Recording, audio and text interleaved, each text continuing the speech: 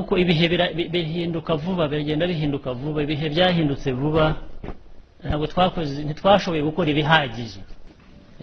Umuntu ajya kubamareramo rwose umujinya, bakajyana bakagira icyo bajyana bavanye mu Rwanda, n'abariya bandi baducitse bakambuka ubu bakaba bagaruka tukabakira neza tukabasubiza mu kongera kuba mu Banyarwanda. Ikijya kimbabaza ntabwo twabonye umwanya wo kugira ngo bamwe bo kugera hakurya baje.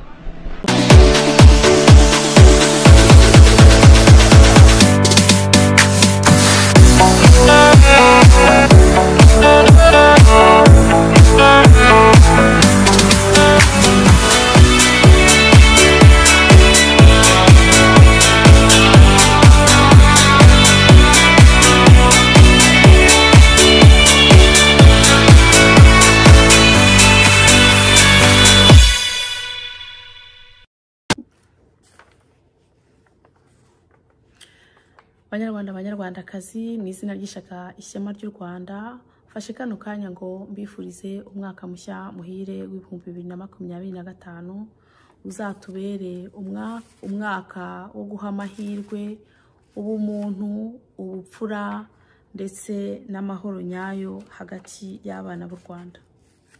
Umwaka w'ibihumbi 2024 turimo dusoza waranzwe n'ibihe bikomeye. Ni muri uyu mwaka w'ibihumbi 2024 Abanyarwanda nanone bongeye kubuzwa uburenganzira bwo kwitorera abahagararira inyungu zabo mu miyoborere y'igihugu. Kagame na FPR Inkotanyi bakaba barongeye kwiyimika ku ngufu, aho bakomeje kubuza Abanyarwanda ubwisanzure mu gihugu cyabo, ari nako basesagura imitungo y'igihugu, baheza rubanda igoka mu bukene bukomeye. Mu mpera z'uyu mwaka FPR Inkotanyi yagaragaye mu gushyira umurego mu migambi mibisha yo guhembera urwango, amacakubiri n'urwikekwe muri bene Kanyarwanda. Muri uyu mwaka ucyuye igihe, imibereho y'Abanyarwanda ikomeje kuhazaharira.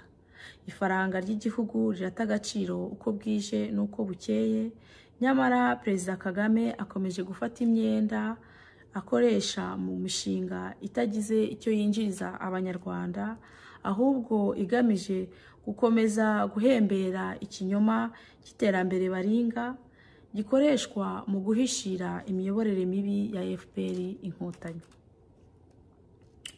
Muri ibi bihe bisoza umwaka, Abanyarwanda ntibatekanye na busa. Ubwiyongere bw'impfu zitunguranye kandi zidasobanutse, iburirwa irengero, impfu zitagira ingano z'urubyiruko rw'u Rwanda rukomeje gushorwa mu ntambara za Paul Kagame, ni muri bimwe bituma Abanyarwanda basozwa uyu mwaka mu gihirahiro. Birakwiye ko Abanyarwanda tudakomeza kurebera, ahubwo dufata ingamba zo gusohoka muri iki gihirahiro mbere y'uko intambara zibera muri Repubulika Iharanira ku butaka bwa Repubulika ya Demokarasi ya Kongo zigera no ku butaka bw'u Rwanda. Byamaze kugaragara buri wese ko FPR na Kagame bubakiye ubutegetsi bwabo ahanini ku muco wo gusahura umutungo wa Repubulika Iharanira Demokarasi ya Kongo, ndetse bigaragara nuko bitabaye ku bw'uwo mutungo ubutegetsi bushobora guhirima mu gihe gito cyane. Biragaragara kandi ko Repubulika Iharanira Demokarasi ya Kongo nayo idafite gahunda yo gukomeza kurebera ubushotoranyi n'ubujura bwa leta ya FPR Inkotanyi.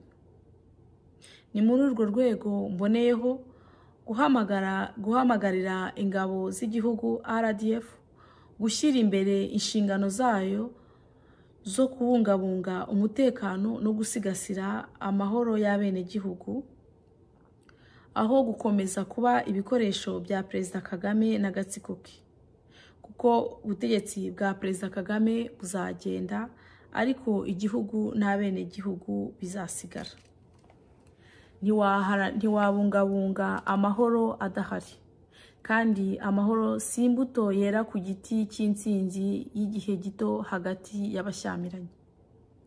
Amahoro ni imbuto y'igihango cyavutse ku bwumvikane buzira umuzi bushingiye ku bushake bw'inyungu rusange.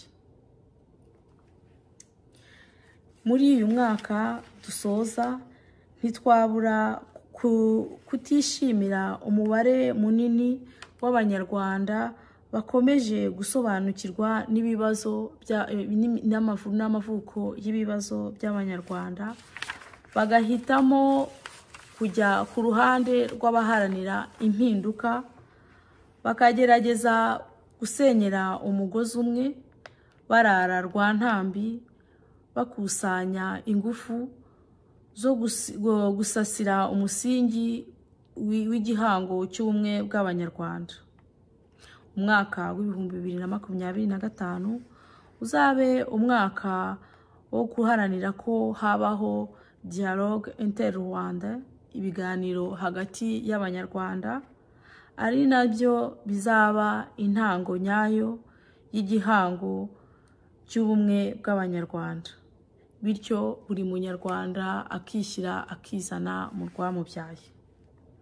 Twe abatarifana tuzakomeza gushyira ingufu mu guharanira ukuri, ubutwari no gusaranganya ibyiza by'igihugu, dushyira imbere ubumuntu.